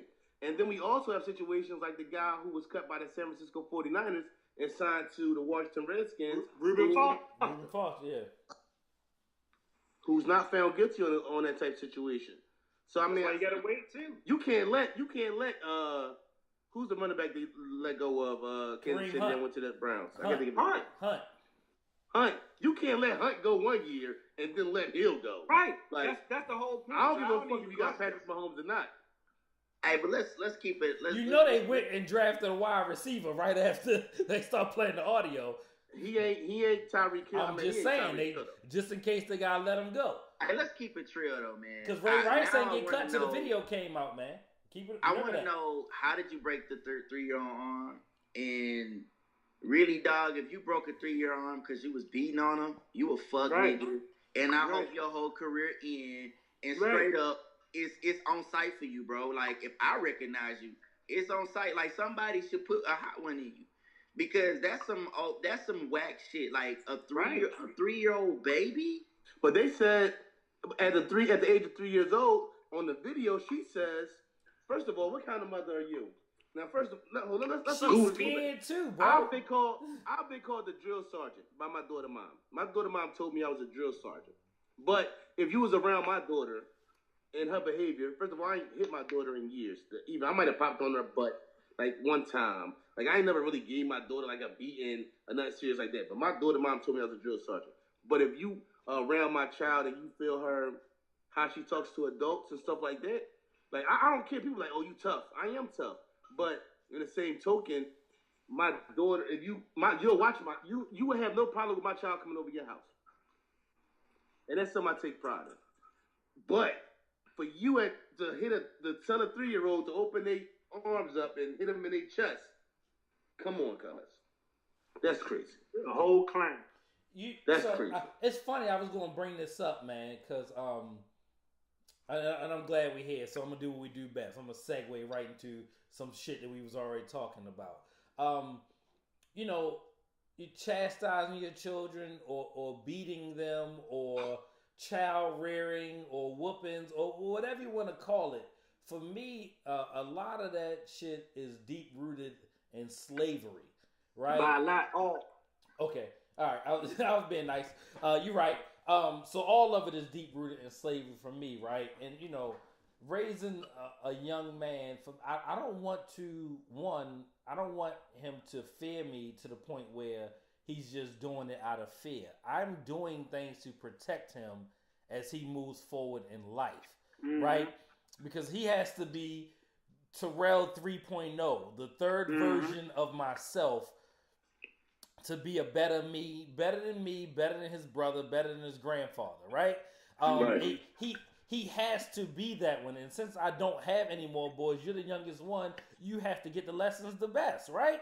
But I don't want him, and I don't want to beat on him because that stuff is emasculating, right? You don't want your children to just be running around here out of fear that you're going to hurt them for whatever reason physically, because it just creates other issues. Because then they start thinking that shit is acceptable, right? To women, to other men. Like, that bullying shit is, what I'm saying, your parents' fault.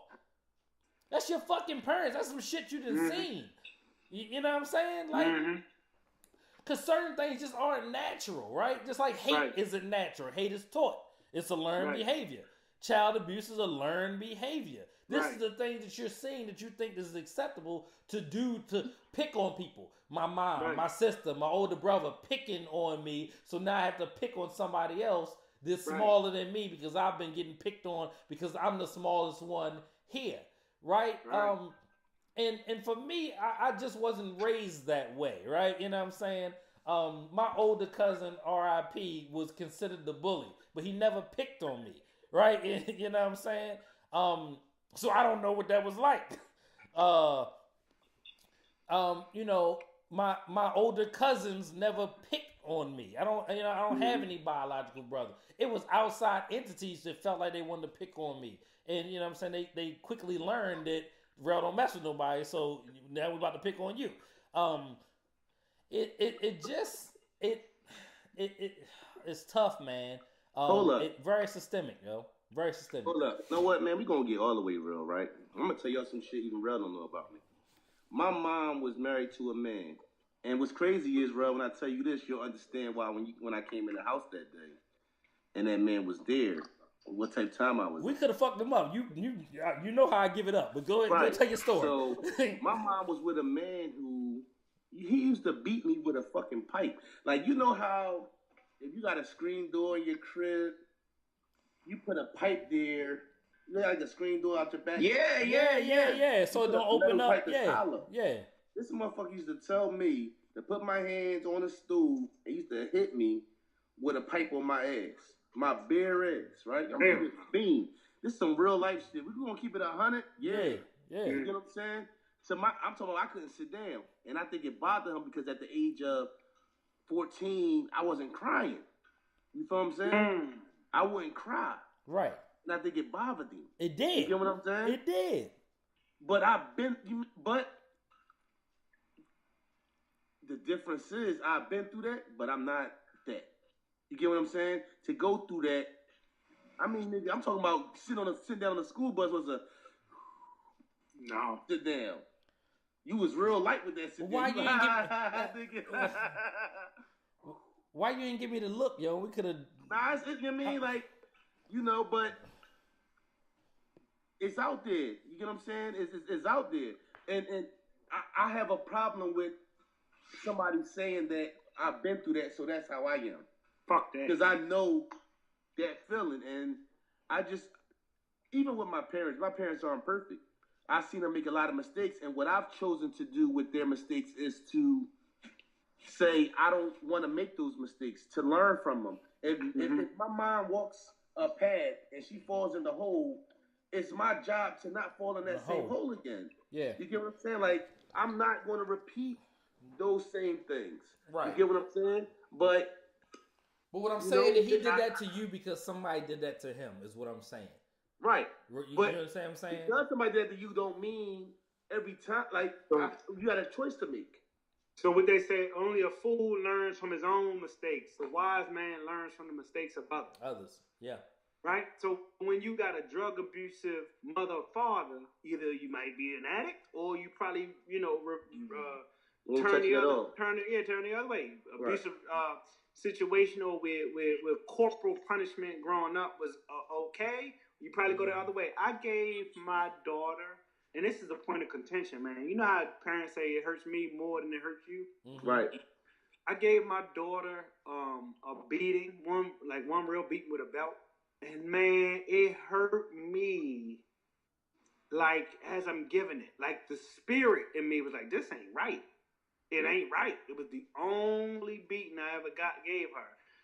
And we can, joke about it now, but like I vowed to never do it again. So even just as a vestige of, you know what I mean? We don't understand. Like, I ain't get no whole lot of beatings, but I wasn't no problem child. Got one beating. It worked. One beat with a belt and it worked. So to speak, but like even just the mindset, mentality. What could I have done, other than whip her? What did I do since I whipped her? Like apparently something. She getting straight A's this quarter. Right. 13. So what did we do? She was 6 or something at the time. But like what did we do since then? Like so, I love this podcast. Just an elevation in thought. Everybody got kids. Right? And Neef, I'm sorry that happened to you, by the way, brother. That was classic. You should have let me fuck him up when he, you know what I'm saying? You should have let me go. I told Main Man daughter when my mom passed away, and he called and was acting like, I said, yo, Main Man, you better not show up to this funeral. You better not show up to this funeral. Because, and I'm to a point, because I've learned a lot more things about this man in years since I've seen him. But I'm to a point where though I could go to church every weekend. I got a list. I almost have a list. It's an on-site list. Yeah. And he's on that list. Like I've had dreams of just. Yeah. I've had dreams where I did things that would have me locked up for the rest of my life. It's a little off, but Terrell, we went to school with the family. When we went to St. Alphonse, it was a family. And they had a cousin. We didn't go to school with the cousin, but the cousin was of I don't even want to say their names and stuff, but he was abused by an old priest at Father Charles A. Hall, St. Peter Clavers, up off Penn North area in Baltimore. And years later came back and shot the that priest. man. Yeah. We went to school with his family. I'll tell you off air who that was. Yeah. You know what I'm saying? Like, so you like you could be like whoever you are and like spaz. You hope that you don't go to jail for like that's all we can pray for you on. You know what I mean? But like I can't even blame you. I tell T all the time. I say, yo, if he was to walk in the room, I'm not even talking. I'ma go. Like you just gonna see me move. Like that ain't how you love no black boy. You know what I'm saying? Right. That ain't how you love no black boy. That's abuse is real. I don't whoop my kids. I don't believe in that. I find I have in the past, but this is why. Like my boys now they're getting older. I'm gonna tell you something about this. A 17-year-old kid. Speaking of picking on them, they were recently at one of my family members. Well, it's not my family member. It was my wife's side of the family. They was over there. My son tells me about this 17-year-old kid that I guess they were going back and forth about Fortnite. The kid didn't like what my son said. Dude is 17. My son is 10. He like put a pillow over his face, smothered him, called him a bitch ass, pussy ass nigga. And so I had a dialogue with my son about that. How A, stand up for yourself. B, tell somebody. Right. We're not gonna cower from situations like that. Tell somebody. Tell me. So I kind of been working with him about saying fighting and shit. But I let that whole side of the family know because they know I'm crazy. I will kill everybody over there. I will kill them, grandmas, midgets. I don't give a fuck. For real. When it comes to abuse on kids because that's a 17-year-old boy. He's a boy, but he's coming into manhood. I'm still looking for him. It's still out. They acting scared. They don't want to tell me who it is because they know I'm insane. But abuse is not tolerated. And whoever abused him, he's trying to teach my son that's the way it is. Like, nah. It's just he's trying to get off. He's trying to get off. He been through it, so he's trying to get his shit off. Yeah. But now everybody got scared. They was like, well, we don't know. And it was somebody's friend. I already put the ban on. Well, look, it's a no-fly zone right now. My kids can't. Till y'all figure that out, they can't come over there. Yeah, the fuck? Yo, for real. Protect the kids, not no fucking adults. Exactly. Like, so you gotta be careful. Like, even with that, like that and everything. Like we were talking about a couple weeks ago. Like, you gotta be careful what house you send your kids over for a sleepover. And it might hurt their feelings, but I need to know what's going on. You get what I'm saying? Because like I said, it was an incident where though somebody got brought up on some stuff that our daughters have interacted. So I'm like, damn, who's to say my child, they wouldn't have invited my child over for something and main man would have been on that type time. Yeah. You get what I'm saying? Like, yo, end of the day, sometimes you don't want to be the bad guy or be the, your kid. Listen, I'm cool with the fact that sometimes even when I come up with my daughter might feel like she don't fuck with me like that. And that's just part. I'm not here to make you happy every single time. I got to think about things that you're not going to think about at 10, 11, 12 years old. And you think, oh, he's just trying to be mean. Like, no, it's a method to it. You know what I'm saying? Like, I think back on the last time I hit my daughter, I popped on her butt and she bust out crying. And I think it was more of her feelings than the hurt of the pop. It was the fact that my daddy just popped me on the butt. Like, you know what I mean? I don't think I hit her that hard, but yeah. I grabbed my daughter by her collar and I ain't been right since. I grabbed my daughter by her collar and I ain't been right since. Right. Mess you up, man. Know what Will Smith always say? Like, Will Smith said one time, he said, raising Willow was different because as a dad, when you got a boy, you just punk your son all the time. Like, yo, dog, I'm not going to keep... Like, for me, it's easier. Like, okay, in my house, it's three girls and a boy. 8 and it's 4. You know what I'm saying? So I'll be already like, yo, dog, stop crying, dog. Like, I mean, he's up on you, but the same token, he'll have his little moments where he comes sit up under me, but it's my job to, because he has 2 older sisters too, he's going to be spoiled. You know what I mean? So I got to toughen him up. Yeah. But in the same token, it's like, I think it's a difference. When you got a girl, when it's a boy, you just tough. With a girl, it's so many emotions that come with having a daughter. They're so emotional. You know what I'm saying? Like, with boys, you be like, man, stop crying, dog. When your daughter stop crying, you can't say, yo, stop crying, dog. Like, my girls run over me, dog. 8 and they be the same age. 8 and 4 years old, every 4 years old. I might be acting like I'm about to punch on 8 and like playing, but I don't never play fight with Avery. I don't throw my hands up like I would throw my hands up with Aiden. So she'll come to me and be like, "Oh, come on," and I'll be like, "No, like, you know what I mean? You're a princess, like, you know what I mean? That's not for you."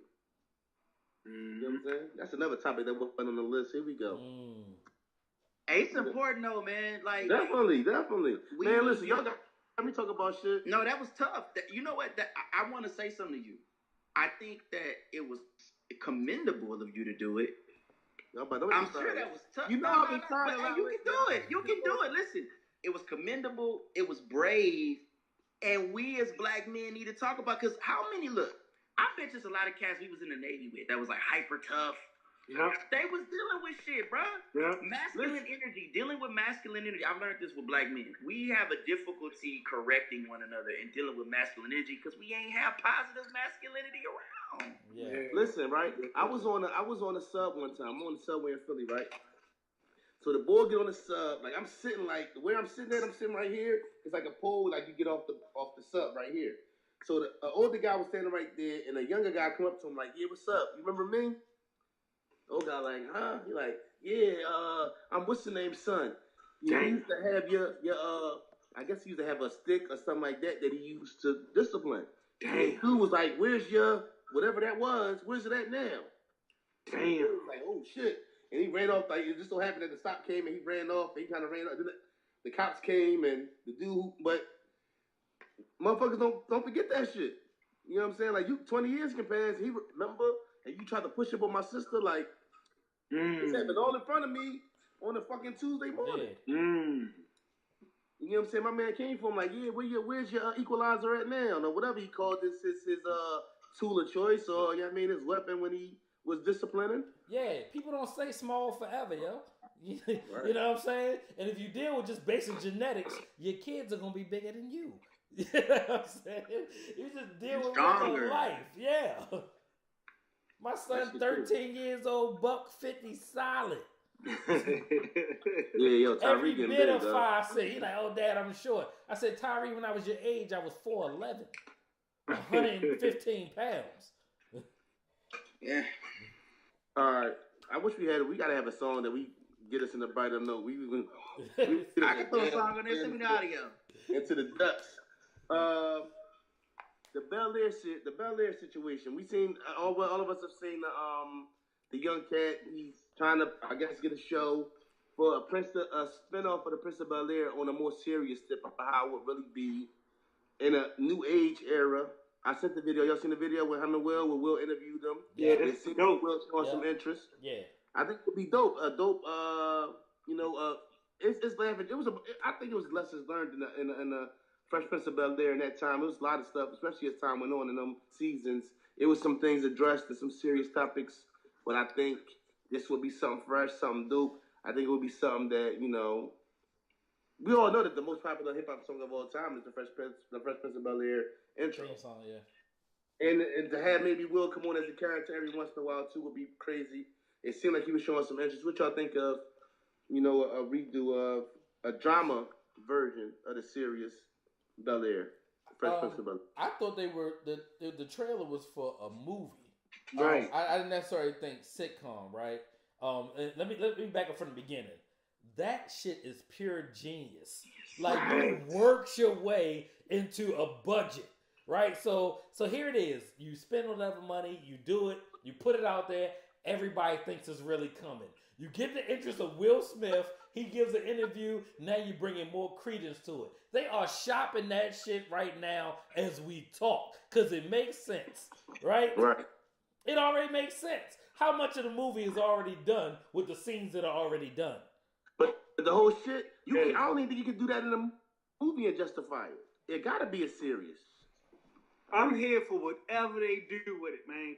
Cause that yin, yang, black, white. If you look at in West Philadelphia, the reason why it resonated is because when he talking about it's some real shit. Like you getting into it with the neighborhood. Your people want you to give a better chance, so they see somewhere different. And then the content, he just was Will Smith and silly with it, but that's real life. That's what we talking about. Our kids want to be better than us. We would want them to have a better, take them out certain environments and all of that stuff. That's why, and then to be able to Contrast that with current events, current situations. Still, nigga, like no matter how much success you got, you gonna be fake. We gotta arm our kids with the right way to be, because the world gonna treat them like the world when they get out there. You know what I'm saying? So man, it is ingenious. You know the whole. So I'm here for it. Whether it's a series, a movie, whatever they got, I'm here for it. Yeah, I'm rocking with it too. I think it's gonna be. I think it's actually. I'm not a big guy on like do-overs and remakes, but I think this is something that would be like on time. I'm really here for it. I think there was some thought process in this one for sure. So I'm eager to see what would it be like. Mm-hmm. Definitely. Well, we're gonna see what happens next. Sat down with Will. Will sitting down with the guy who wrote the first season of The Fresh Prince of Bel-Air, the actual show. Yeah. So I mean, I think the fact that Will is interested is going to perk some ears up in Hollywood that wasn't perked up before. The fact that he's giving an okay on it or enjoying the thought of a drama, not funny, because it to really tell that story, for them to put that funny twist on it was dope, but it will probably be something hard to adjust to and to deal with. So I look forward to seeing what happens next, and hopefully we'll get on Monday nights at 9:00. We'll get a Bel-Air series that comes on, and I think it'll be something dope, man. A young black man, listen, and that's the whole thing. In this day and time, you can make your own opportunities. Mm-hmm. No better time than you can't sit back here and say, "Oh, you sitting around asking me to give you something." It's hard when you can go out here and have an idea and go do it yourself with your cell phone. I forgot they said somebody made a beat with their iPhone for a Kendrick song that he did with his iPhone. So if you got a talent or something, I'm not giving anybody anything free. If you're not gonna go hustle and go do something, go get a hustle. Come on my lawn or something. I'm not giving you $2. Let's talk about the. We seen Hove had the show in the B-side show once again. I'm mad they don't got no title yet. Cool. I know you was feeling some kind of things. It was shocking to see Cameron on stage with Hove. For me, I'm a Cam fan, and if you go back in the history of Cam and Hove history go back to Cam being signed to Undeeza. Undeeza was cool with Big, so they probably would have been straight, but Big passed. They say that released some music or some of Hove. Some people say that getting stabbed had to do with Charlie Baltimore. So there's a bunch of, and Cam being signed with and being under it's been animosity being said between Hove and Cam. Even Cam coming to Rock, being under Rockefeller, there was still animosity being told, or being, it wasn't clear that even though Hove tried to make it inviting, it didn't, if you hear the stories, it wasn't like as inviting as people try to make it seem. There was still a riff, a beef. Maybe Cam being named president was even a reason of Rockefeller breaking up. So I think, honestly, Cam signing with Roc Nation makes sense, because if you look at Roc Nation, whether you're signed or you got distribution or whatever, you got Fat Joe, you got The Lox, you got Fab, you got Freeway, you got Jim. It's a lot of artists from that early 2000 era that's getting off and doing their thing at Roc Nation. So maybe Roc Nation has a better understanding and can work better for those kind of acts. So maybe Cameron being with Roc Nation would be a good look. Matter of fact, Cam had his most success musically with Rockefeller. So I'm interested in seeing how y'all feel about the possibility of him signing. The whole scenario, him being on stage with Hove. Let me know how y'all feel. I want to go with Cool first, because Cool was very, and I felt the same way with you. I felt chills down my spine hearing Hove and Cam on the stage together. And whether you know it or not, if you're a new Cam fan, and a new Cam fan is a fan that was a fan of Cam after he signed with Rockefeller when he was nursery rhyming, Rudy Tooty, fresh. Whammy, whammy, Cam. Right. If you know Cam before that, you understand that Cam used to have some shit with him. Please don't get it fucked up. So let's start with you, Cool. how you feeling about this just in general, and we take it from there. Man, listen, if you don't feel the swell of energy and understanding and elevated conversations, even in the social media realm, the information exchange going on, what is a commercial unit? What is, right, this idea and what Nipsey means to, what Nipsey's death meant to a lot of people, is we have not been able to really articulate why it sticks in our craw, but so much, and then kind of everybody individually. That as a man of a certain age, we're supposed to, again, grow and mature. So, Nipsey energy, I'm going to just call it like that. Nip energy say, I'm my brother's keeper. What the fuck is we beefing about? You understand? That's one thing. So if you ain't threatening my existence, my children or my lady, we can do stuff. Fat Joe and Jay-Z, another thing. Jim Jones and Jay-Z, another thing. Like these are, you understand? So that's one thing. The other thing is it's pure Nas and Jay-Z. It's pure ego to suggest that, quote, signing to Jay-Z. That's not, we not even talk, we past that. Guess what has to happen, right? Jay-Z sees a thing, whether it be in sports or whatever, in management and music, where he wants to talk about ownership. They give you leverage.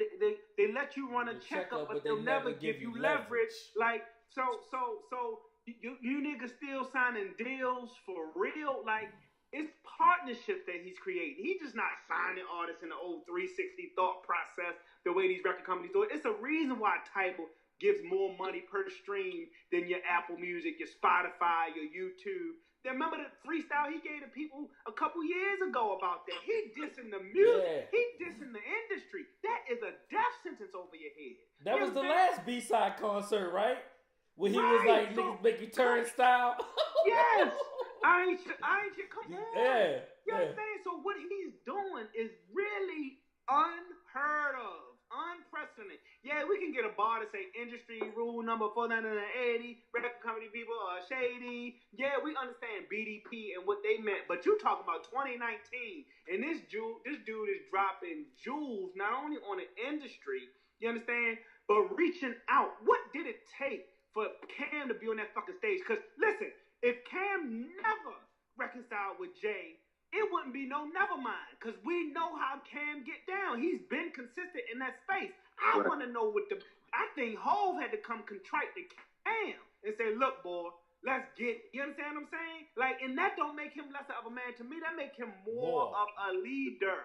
Now, the sad part is, when people get money, right, especially in the entertainment, especially in the black community, they become the de facto leader. That's not fair to nobody, right? Yeah. So I actually had a problem with it was going on heavy online. There's some dude I really follow on Instagram, and I respect him a lot. Just on some IG entertainment shit. But he was going in on Hov. Oh, you talking about gentrification now? Oh, you talking about this now? You ain't know what Nipsey did, and you don't know nothing about that. You had money, you could have did this. Like, people are fucking crazy. I said, look, I wake up 4 o'clock in the morning, right? If you ask somebody else, they're going to tell you they wake up different times or whatever the case may be. So what make you think we don't wake up at different times in our lives? You understand what I'm saying? Some of us still got uncles and people still living at home, so they might never wake up. You understand what I'm saying? All I'm saying is, you start talking about, what do you say, gentrify your own hood before these people do it, right? That's fucking death sentence stuff that you talking. And you want to elevate everybody in this conversation. That's how I want my adult contemporary dad rap to be. I want Cameron there. I want Jim Jones there. I want Wu-Tang there. I want another All in the Same Game, nigga. I want another self-destruction. You understand what I'm saying? Like, I want BDP. I want Burn Hollywood Burn.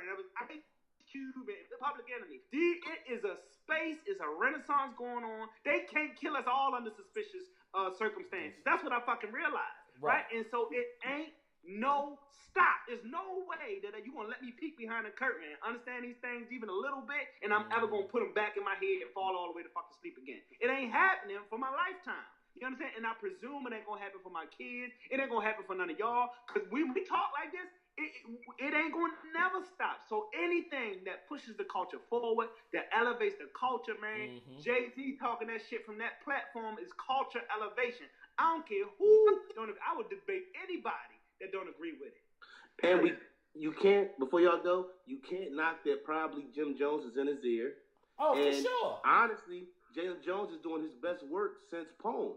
So who don't want to see Cam at his best again? You get what I'm saying? So you can't downplay that. Like, he's seeing his man, one of his best friends of his life, doing some of the best work he's done. I think Jim Jones about to put out 2 albums in 2 years? Bruh, we better together. That's all I know. Yeah. I don't give a fuck who you talking about. We better diaspora. I'm talking about on the other side of the world. We better together. Like, it's a farce that they don't like us over there. It's bullshit. It's a farce that West Indian people don't like. It's bullshit. You understand what I'm saying? We better as a unit all around the world. Period. Who just woke cool up?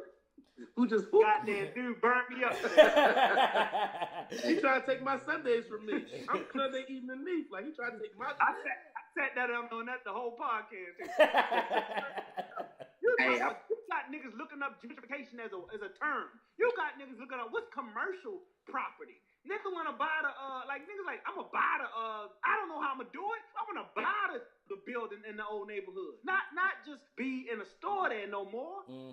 Elevated thinking is all it takes. Cause guess what? We've been controlling the needle since the inception of the universe, right? The inception of the universe. When we figure that out, we're gonna be unstoppable. That's evolution. The next stage of evolution is us being conscious of who we are as individuals and people. Period. They about to start legalizing this dope. Once the dope boy stops splurging his money and he start really investing in the neighborhood, watch how this shit really starts.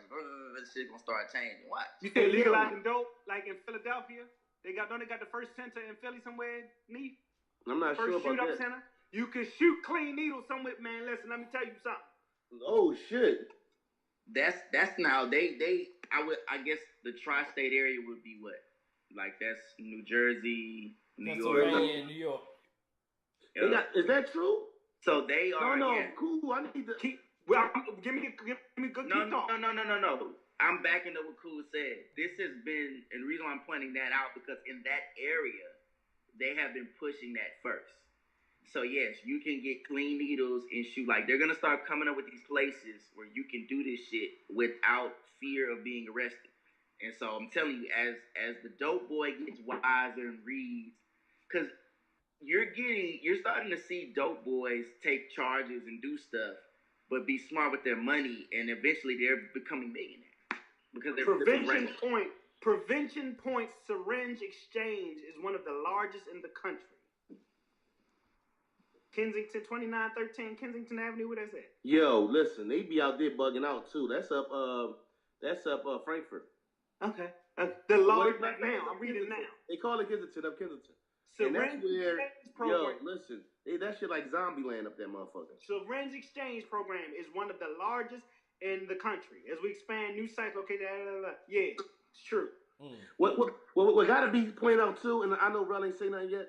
What gotta be pointed out too is how important really is these college educations? Because we got these men out here who haven't spent the day in college, self-educating themselves, and traditional college is going away. Like, trust me, that's next. Yeah, it's outdated. Because the information is there, man, and I think we're doing a disjustice to our children, to ourselves, to not give them other options, right? College ain't for everybody, and that's okay, right? And if you want to make a living or an earning or doing something that you want to do, you don't necessarily have to take that traditional route. Bro, it's actually a setback in some places. I got a homie right now that spend $400 a month on paying his loans back. Nigga, that's like 2 bills. Bro, that's like, outdated. Dude, terminal degree guy.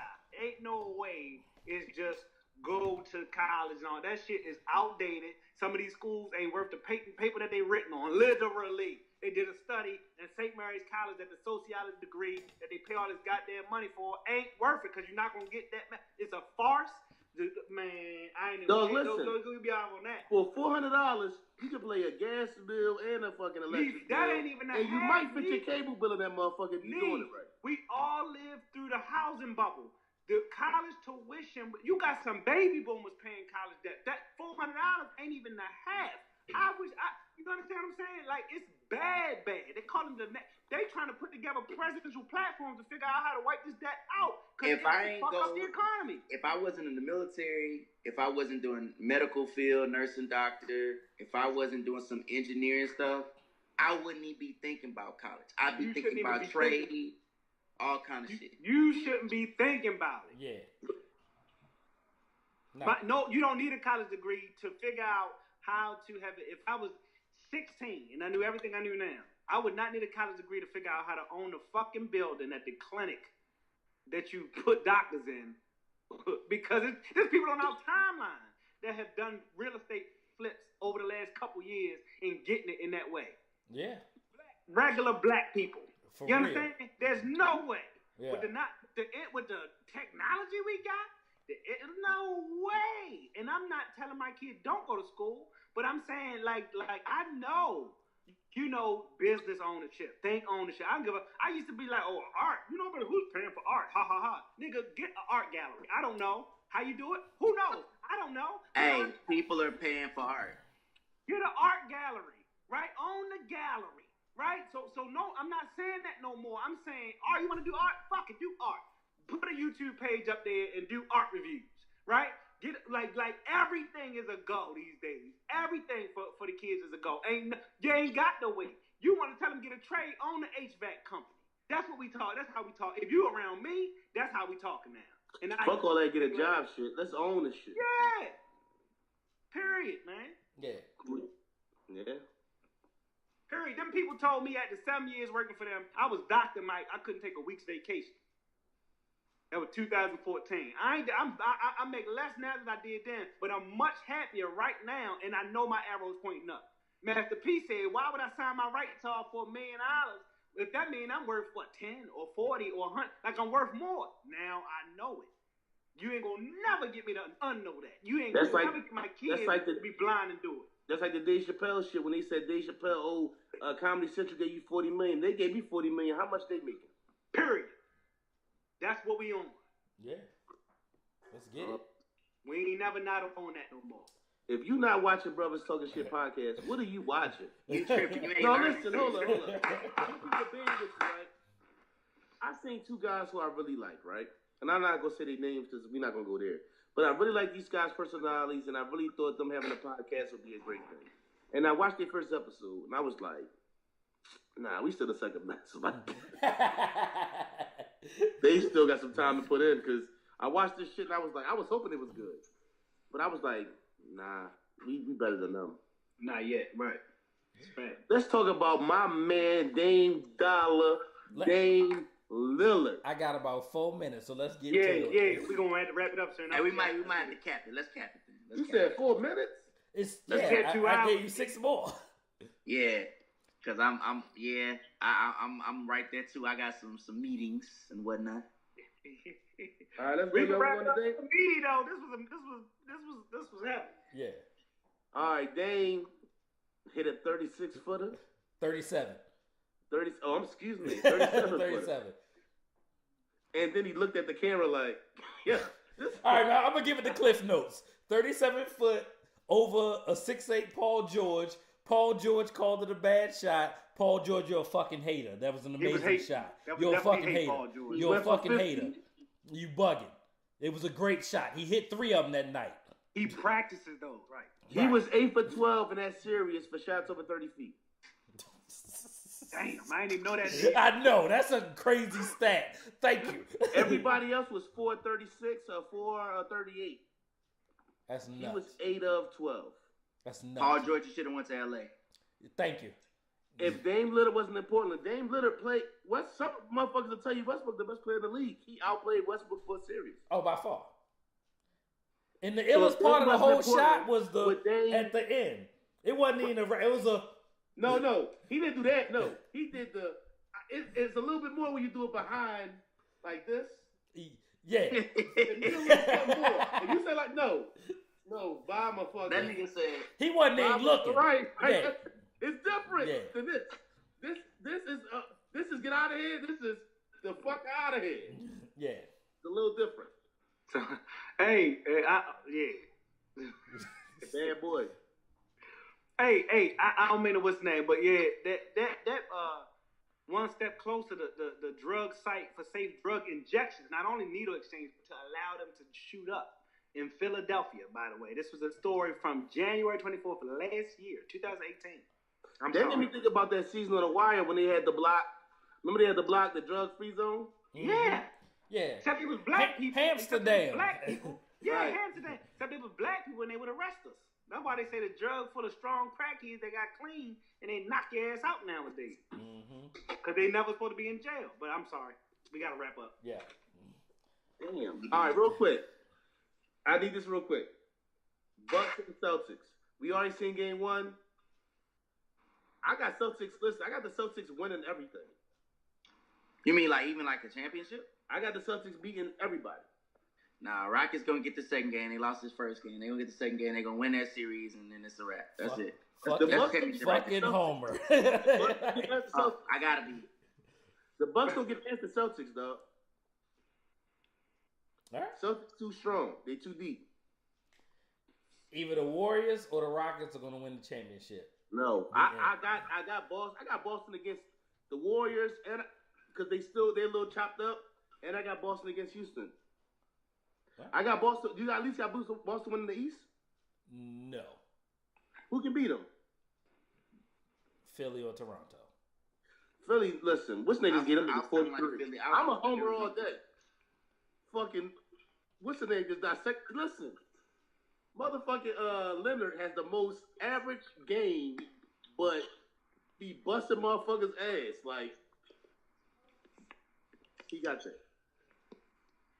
We gonna see. I got Philly out the East, Rockets out the West. I got Boston winning it all. Hot take. Bro, where you at? Bro, just left? No, we right gonna here. see. Probably texting. No, I'm here. I'm on my computer. I'm not texting. All right, man. They gotta go. I don't even want to go, but they gotta go. All right, man. Hey, this was a great episode. Yeah, it was great. Brothers Talking Shit, episode 41. This might be another like game changer, boy. Every time I think we can't get no. Hey, get the hot takes. Cut the hot takes. Send them to me. Just send me stuff that I can post because I do want to do some. We'll talk about that later. I want to. You can't get off the page. Man, I still can't do it. I still can't. Give me the login, bro, and I'll fix it. But I did. Send me the login, and I'll get you right. Trust me, I'll get you right. Yeah. Right, When you want me to see that? I'm gonna send you that audio tonight, Juice. It's my girl did this shit, so I think what it is. I'll figure it out. Whenever it's no rush, but I can just send you the video clips on the I can send you the clips on the He wanted to pop them up himself, Neef. But like, if you send them to me, send them to